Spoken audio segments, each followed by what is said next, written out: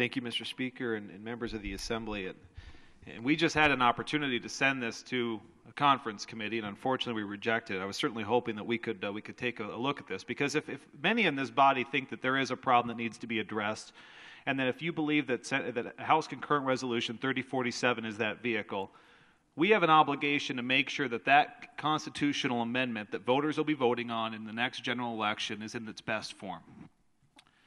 What I read in House Concurrent Resolution 3047 is devastating, potentially devastating to the 11 institutions across the state.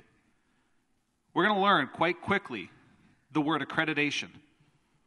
Whether you have an institution in your community or not, whether you're employees or graduates of one of our institutions or not, you're going to learn quite quickly the word accreditation. The Higher Learning Commission, based out of Chicago, has standards, and they grant accreditation to all of the colleges here in North Dakota. Whether you're in Grand Forks, in my hometown of Grand Forks, or to our colleagues in Fargo at NDSU. Having independence from a governing body and being free of influence from an elected official is one of the core criteria to be accredited by the Higher Learning Commission. I encourage you to look at their standards before you cast this ballot, before you vote as to whether or not this is the best solution to higher education.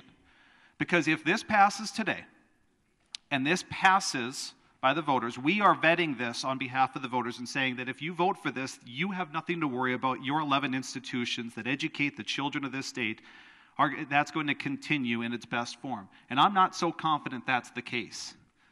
We risk losing accreditation for all of our colleges if this becomes law.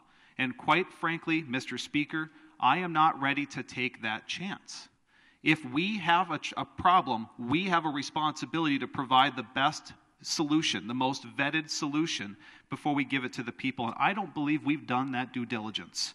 Mr. Speaker, I'm going to hope that this chamber will reject 3047, and that if we do need to take this conversation further down the road, that we do it with a little more research and due diligence. So thank you, Mr. Speaker. Representative M. Nelson. Thank you, Mr. Speaker, members of the House.